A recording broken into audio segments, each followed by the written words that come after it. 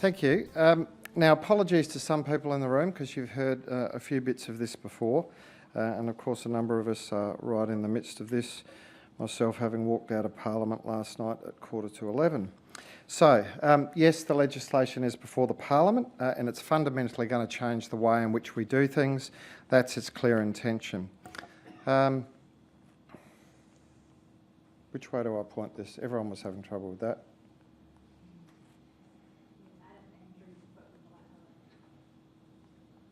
Thank you. Ooh, doing well.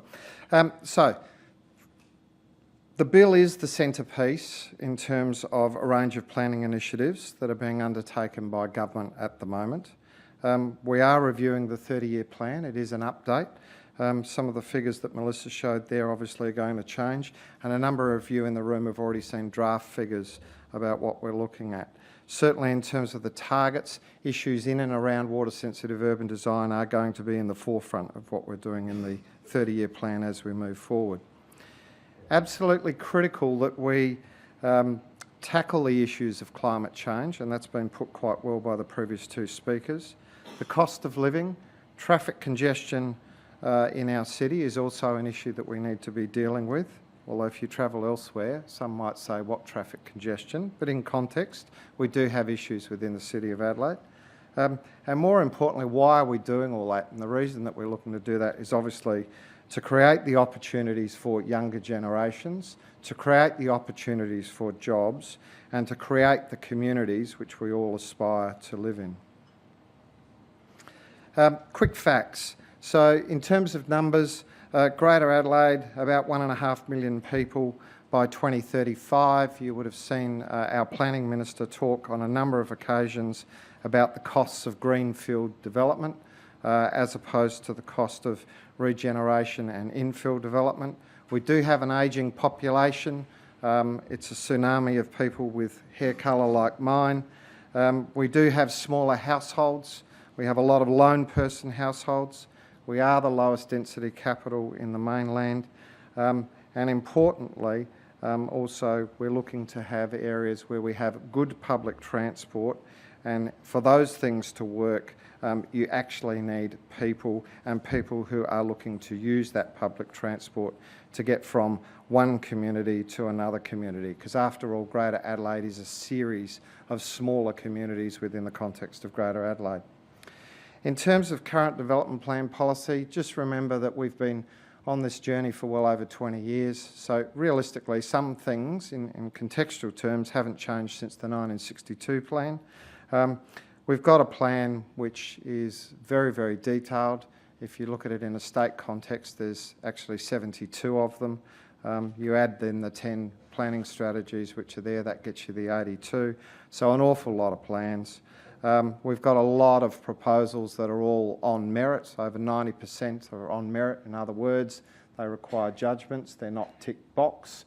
And there's certainly enough evidence about to say that a number of those are low risk and don't need to be going through that process. So you put that to the number of proposals. I wish we had 70,000 applications a year, which we did have in the past. At the moment, we're looking at about 25, joys of downturn of the economy, but that's a bit of an issue. In terms of rezoning proposals, they do take a while to do for a whole range of reasons, so we need to change some of those things. How do we get to this point? Lots of discussion, I think, is probably the easiest way to say that. There was a group that was an expert panel that was led by Mr Hayes QC and a number of others. They produced their final report in December. That led through, with a whole range of recommendations that were there, that led through to the government releasing its view of what those recommendations were, in other words, which ones it agreed to in principle, which one it didn't, in March 2015. And then in September, the government released the bill which is currently before the Parliament and having debate, and that was based on what the government's response was in March 2015. In the strategic policy sense, we're currently in the midst of doing the update of the 30-year plan, and in a Greater Adelaide context, there's a couple of key other matters that are going on. Certainly the next round of inner metro rezonings is in the mix, and that will cause conversation, no doubt. It already has, and also the issue in and around centres as well, and what we're doing with centres. So what's the new system actually looking to do? Really, it's looking to put in place a better framework in terms of long-term planning for the state as a whole, because the bill deals with the state. The strategic and planning instruments then deal with parts of that, and obviously there's a bit of a focus on Greater Adelaide at the moment. Certainly looking at better ways to engage South Australians. All of you that are involved in that side of the business would know that people are extremely passionate about these sorts of issues. How do we do that? How do we then realise better strategies and better policies? That's an ongoing issue. Design quality, something again that's already been mentioned today, will be critical in terms of the way we move forward. A clearer rule book, those 90% of proposals which are all on merit, is something that in the government's view we cannot sustain. We need to have clearer rule books so that people can absolutely understand what's appropriate in a land use and design sense in areas. Quicker decisions. There are some decisions which by necessity need to take a period of time because of the level of complexity of them, but likewise there's a whole lot of other things which could be tick box and move through, and that is a whole raft of both certainty aspects and also economic incentives and economic positives for the state. Delivery of infrastructure, we're in a bit of a cusp. I'm sure a number of you have seen the various reports. Doesn't matter which jurisdiction we're in terms of mainstream infrastructure in every capital city. A lot of those things have got to the end of their life. They have depreciated, they need to be replaced. How do we actually do that? Local government is very experienced at doing this. Most local governments have good asset managers in place, and they love to blow you away with the Excel spreadsheets which go on for miles that tell us how far out the road's going to fall apart or the footpath is going to fall apart, or for that matter the stormwater detention basin needs work on and the like. We need to get better about that. That's an extremely complex area now because it's not just the infrastructure which local government provide or state government provide, it's also a raft of entities which invariably are partly owned privately or solely owned privately, and the coordination with those elements is one of the challenges which we all need to rise to in order to make our city better. In terms of environmental incomes, I don't need to harp on about that. You're all aware of just how critical that is, and both Melissa and Julia have put up some good statistics about why that is important. The other thing is that the planning system by and large is a paper-based system, and in terms of it being a paper-based system, we need to move into the electronic age, and that's a critical thing moving forward for us, and the bill actually deals with a number of those things that are in there. In terms of the bill itself, I'd just highlight, if you are interested, you've run out of Mogadon and you've got nothing else to do, jump onto the various websites, keep up with the Hansard, have a look at what's going on. So what does the system actually do? Really, I'll only touch upon a few things here. First thing it does is it puts in place and proposes an entity known as the Planning Commission, which has oversight of the system and manages the system. It will bring in a number of the other committee elements which already exist within the current legislation. And the idea is that it provides, as I said, that oversight, that coordination in terms of the entire planning system. Planning agreements is something that is now, while we do have agreements in place, we haven't had sort of the legislative imprimatur to actually do that, and so the capacity for planning agreements and creation of joint planning boards is there. That was something that I'd have to say was probably driven pretty much by the regions of our state, not necessarily by Greater Adelaide. The other way of saying that is local government plays nicely outside of Greater Adelaide, doesn't necessarily play nicely together within Greater Adelaide. So there's an element in the bill which enables those sorts of things to occur. Parliament wants to be involved a lot earlier in the process, so there's provisions in the bill for using the current committee name, the Environment Resources and Development Committee of Parliament, to be better involved. In terms of community engagement, I've talked about that, but principally what's proposed, because obviously this is the first bill, there are other things to be done, It's talking about a community engagement charter. It's embedding it in legislation as a philosophy which is there, and there is certainly some practice components of it, but more detail is to come. Pretty critical, as this is a foundation or a first bill in terms of setting up the planning legislation, that be there, because it then has the effect of percolating through all of the elements that would then flow post this piece of legislation going through the Parliament. And I'm making the assumption that it will. I've talked about the information in terms of the planning portal. One thing for some of us with my hair colour will remember that we have had things like practice directions and practice guidelines in the past. The proposal is that they be used a lot more going forward. For those that work with the National Construction Code, you'd be quite familiar with those sorts of things. And partly the reason for that is you don't want to say everything in legislation. You want to be able to give the signposts in legislation, but things move very quickly. And water-sensitive urban design is a good example where technologies move quickly. If you are constantly bound by having to go back to the big house on North Terrace all the time and work your way through the number of sitting days, that is not, on some occasions, a very efficient process. So therefore, we're really looking to be able to utilise those things going forward. In terms of assessment pathways, haven't really changed much in a sense of, I've gone too far there. Why did that do that? Sorry. In terms of design, I won't talk to the slide, I'll talk to my notes.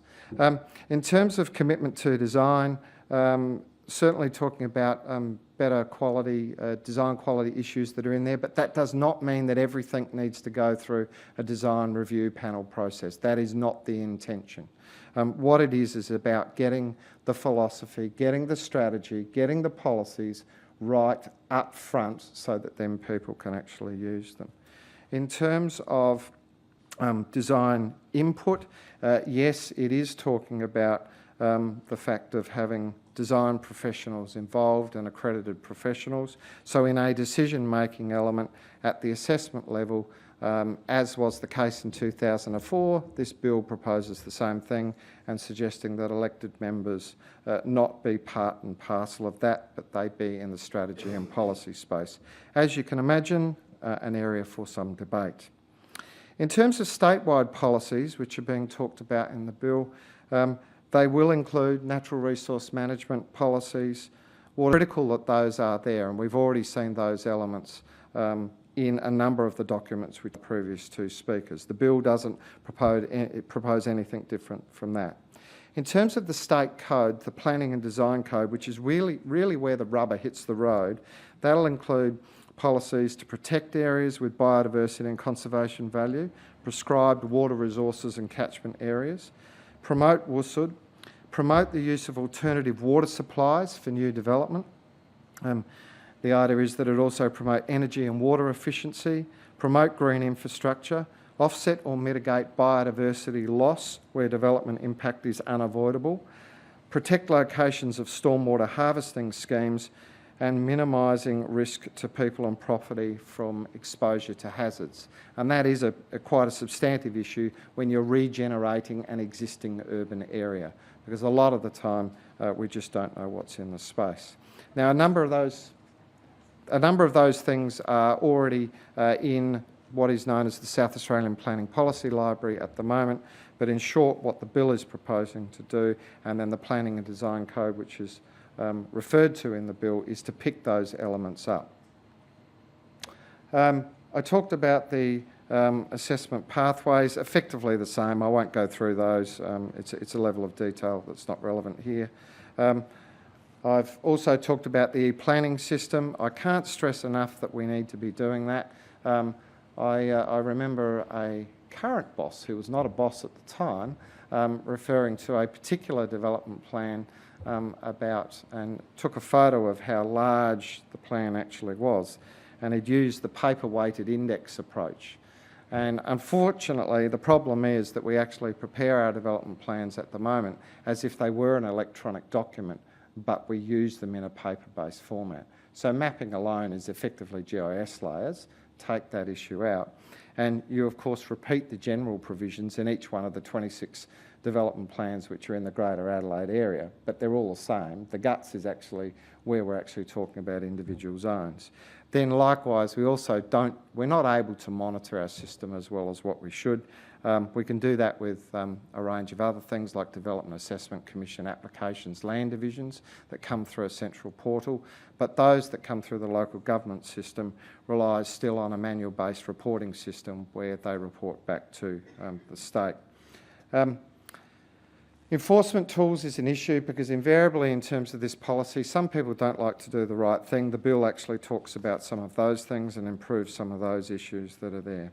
Finally, sort of in terms of environmental outcomes, Melissa mentioned that statutory protection for our farmlands, character landscapes and environmental lands is a cornerstone in terms of the environment and food production area. There's been lots of questions about where that might actually go. Last night the Minister said in Parliament, so it's on the Hansard, that within the next couple of days he's going to provide a copy of where he thinks that should be to the opposition.